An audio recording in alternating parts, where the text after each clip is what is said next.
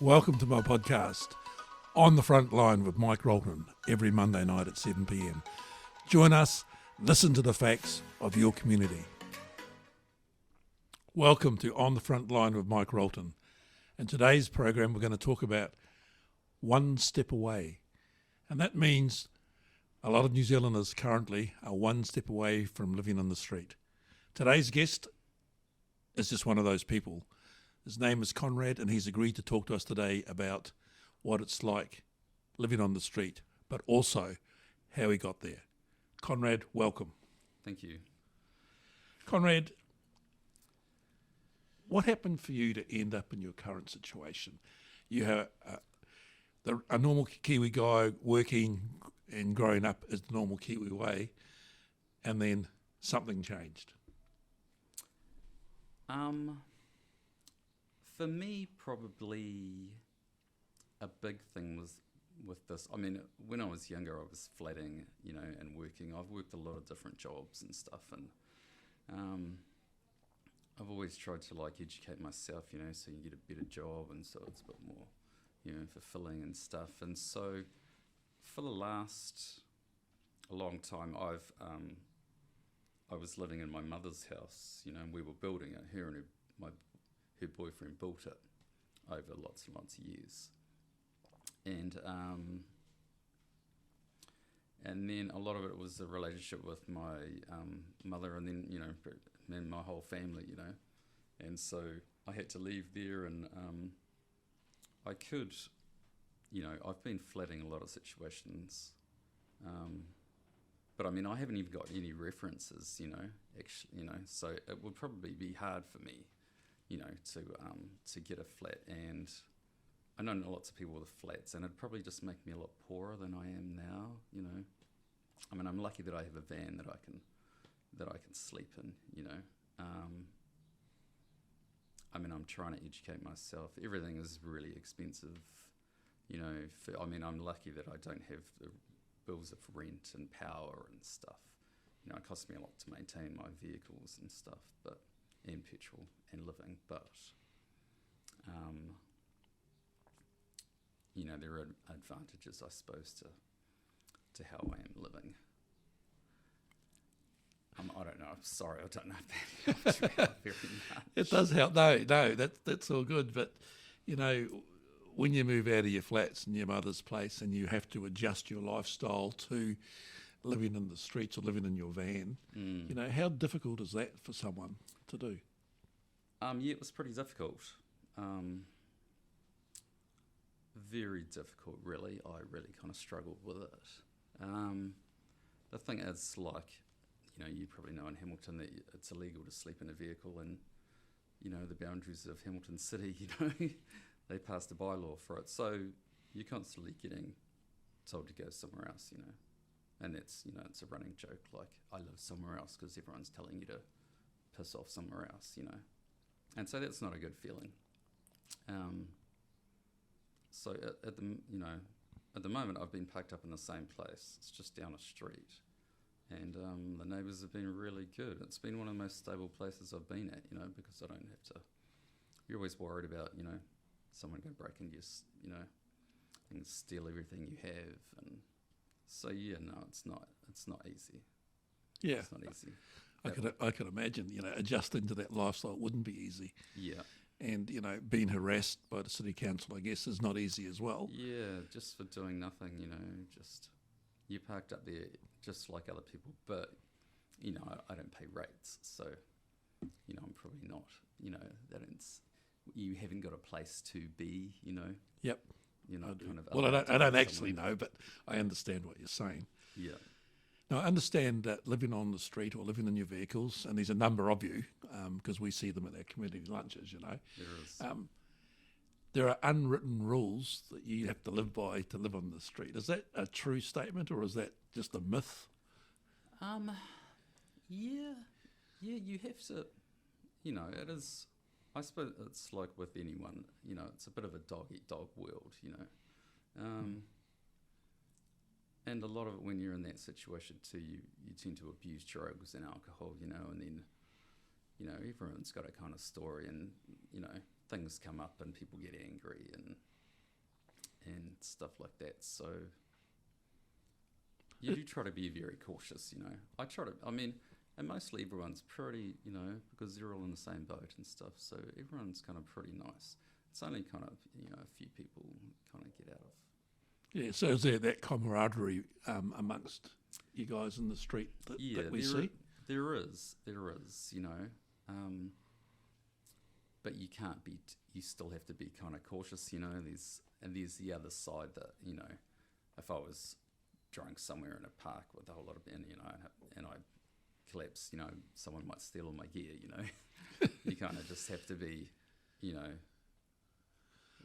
I know that there's a meeting place down by Seddon Park, you know, the cricket ground, where there's a whole lot of people have drinking sessions there on a regular basis. Is that common, or are they special, or is it just what they do to release the frustrations? Yeah, it's just, just to go there and drink some alcohol and relax, I suppose. You know, there's quite a few people that go there, and, you know, a lot of people huff glue and stuff all the time, and you know, but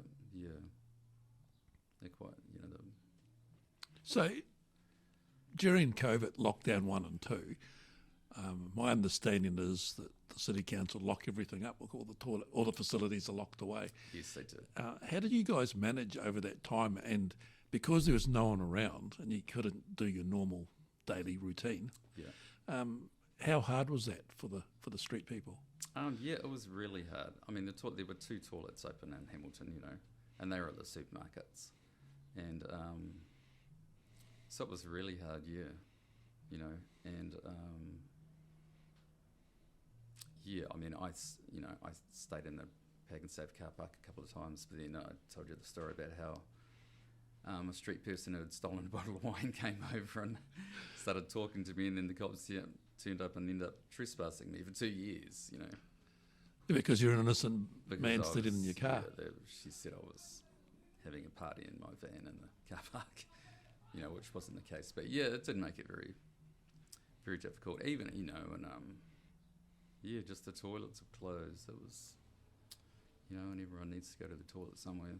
So yeah, so you were probably lucky that Vinnies stayed open and gave you takeaway meals.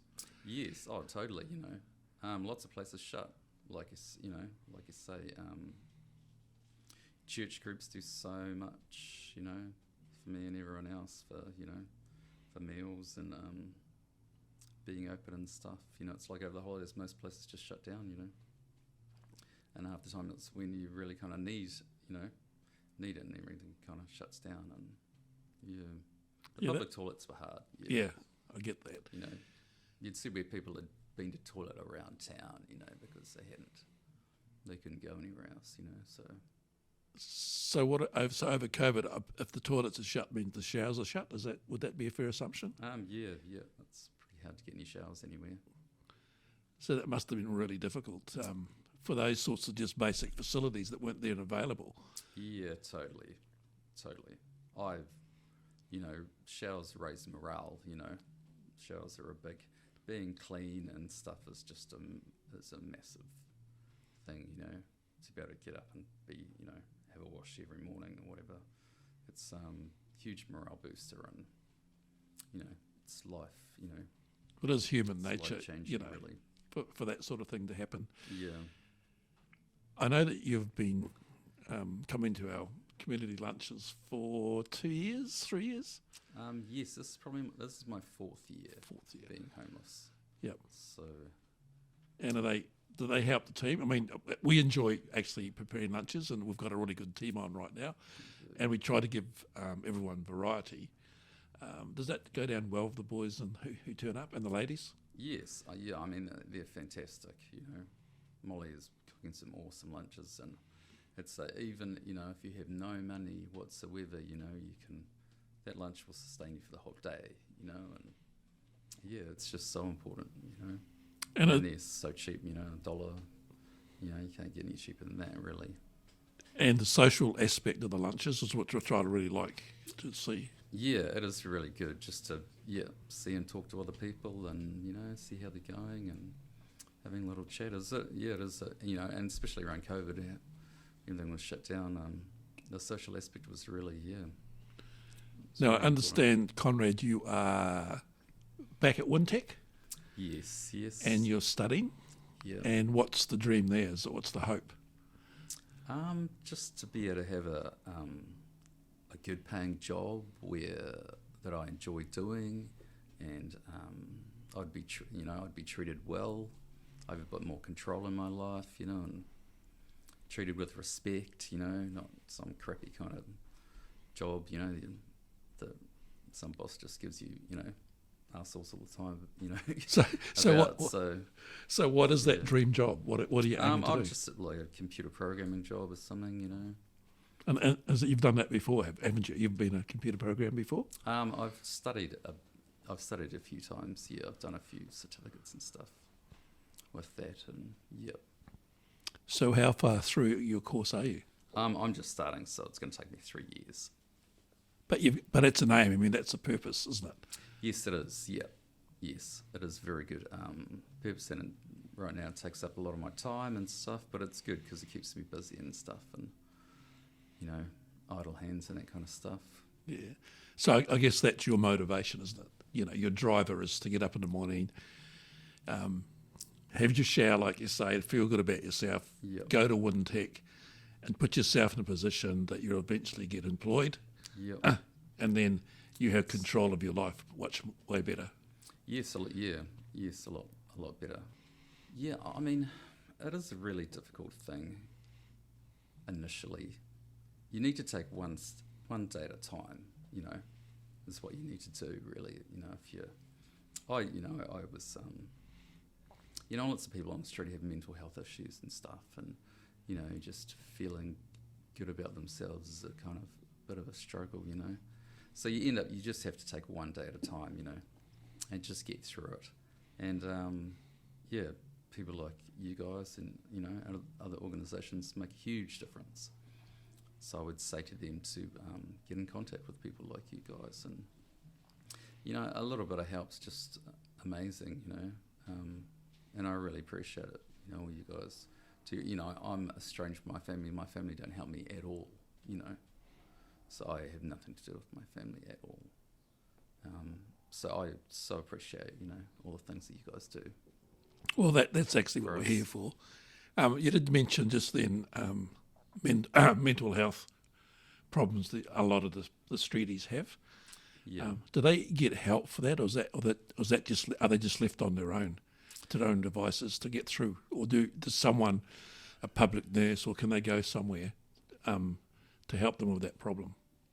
I mean, there's 401 with those, all those guys.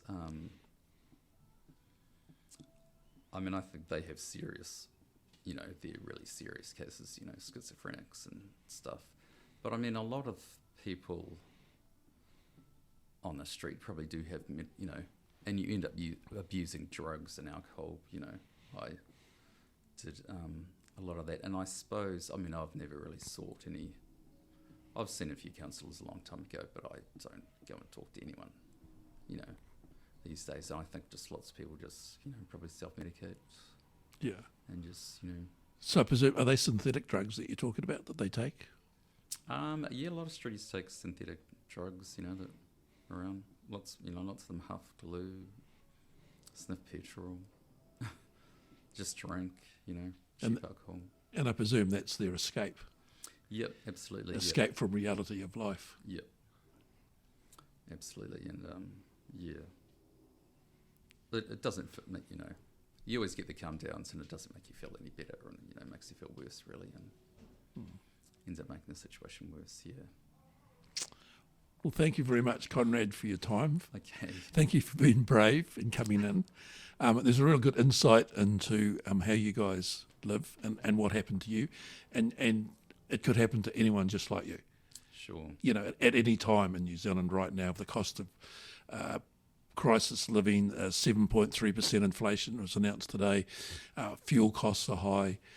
Even though they haven't put the tax back on, they'd be higher if they did put their tax back on. But for you to come in and be open and talk to us is a credit to yourself. And I really thank you from the bottom of my heart. Thank you very much. Thank you. This is Mike Rolton signing off on the Frontline today. Thank you.